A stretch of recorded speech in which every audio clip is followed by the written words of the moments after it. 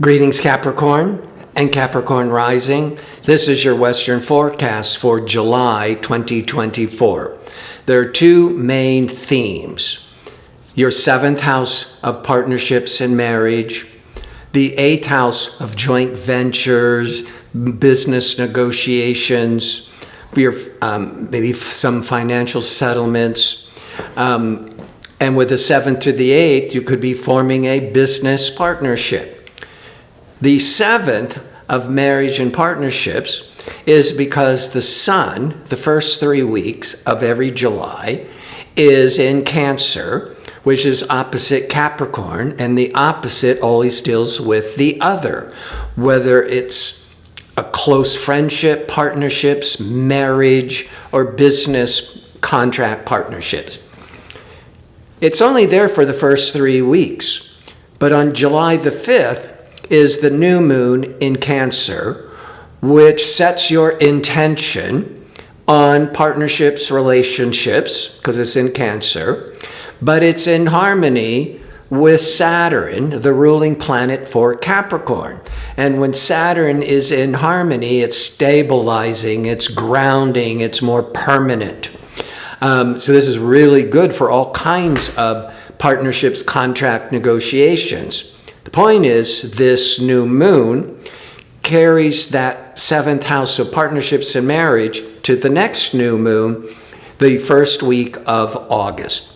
So all of July, there's a major emphasis on all types of relationships, financial, personal.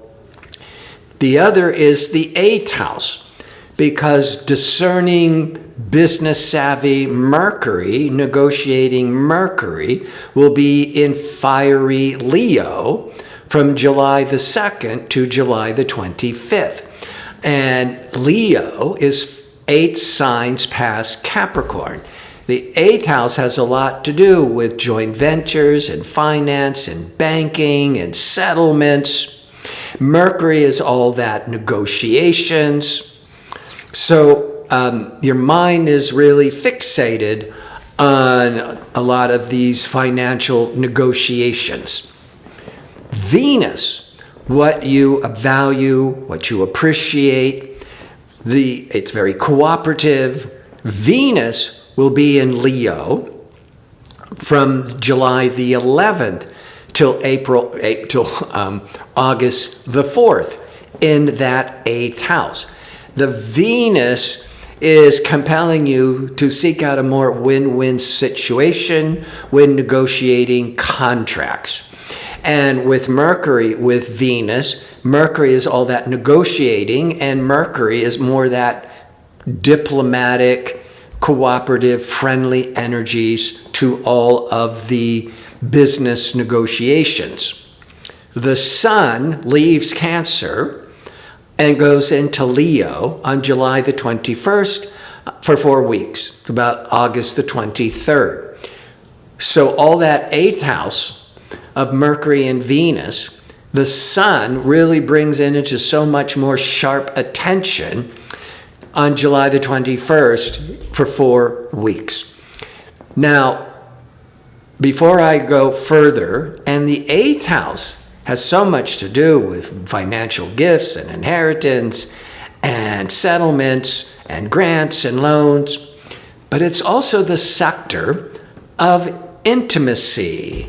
So before I go to unpack the romantic, intimate side, if you enjoy these kinds of videos and would like to see more of them, click like and subscribe, and don't forget to click on the notification bell so you can receive the latest postings.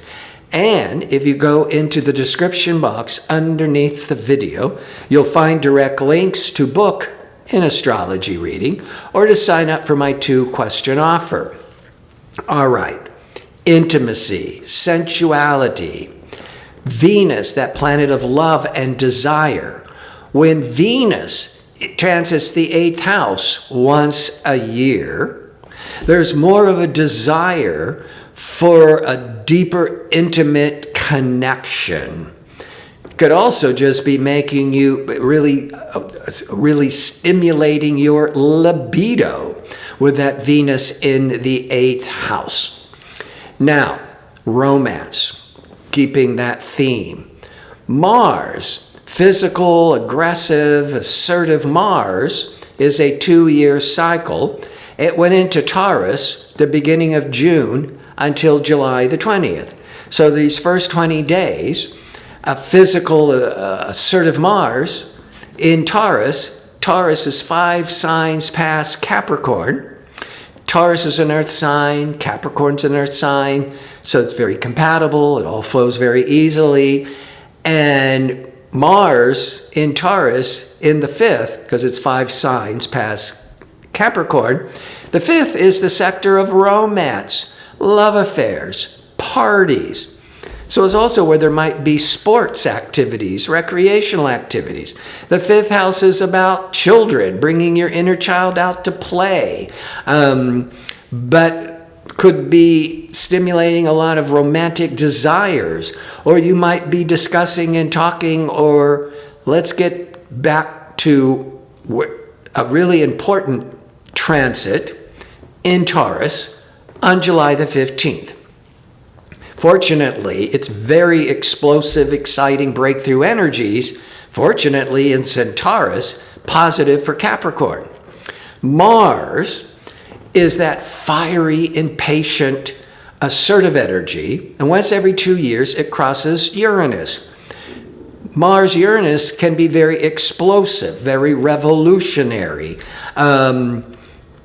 There might be in the world, we're hearing on the world news about another war is exploding, a major earthquake, volcano, violent protesting around that 15th of July. But it's in your 5th house. Now, the positive is you could be finding out you're pregnant. And that Mars-Uranus could be this tremendous excitement, or this, oh my God, the shock. This was not being planned on. In business, Capricorn's like a lot of business security.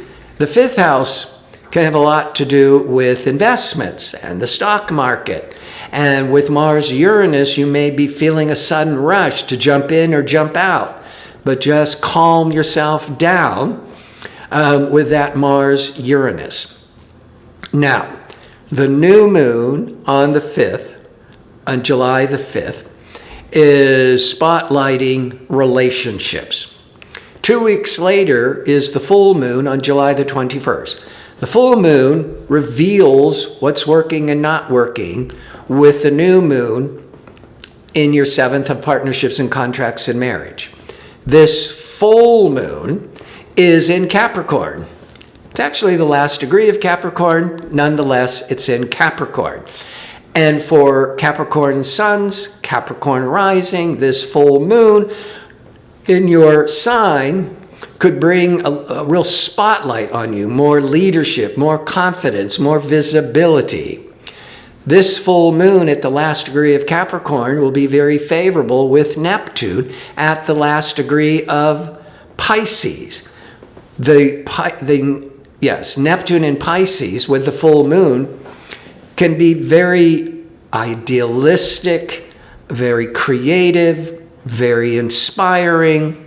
And with the full moon in your 1st house, you may be wanting to do something that makes a difference. That something is more fulfilling. And Neptune could also be with healing or spirituality or the arts.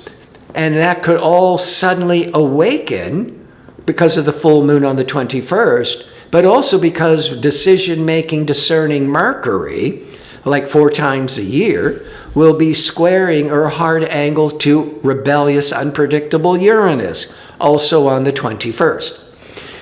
That full moon with the Neptune and Mercury with Uranus, it may be just hitting on the 21st, but the influence will last up to 2 weeks, going with the next lunation of the next new moon. Now, Mars will leave Taurus, go into Gemini, July the 20th till September the 4th, once every 2 years. And Mars in Gemini, Gemini is 6 signs past Capricorn.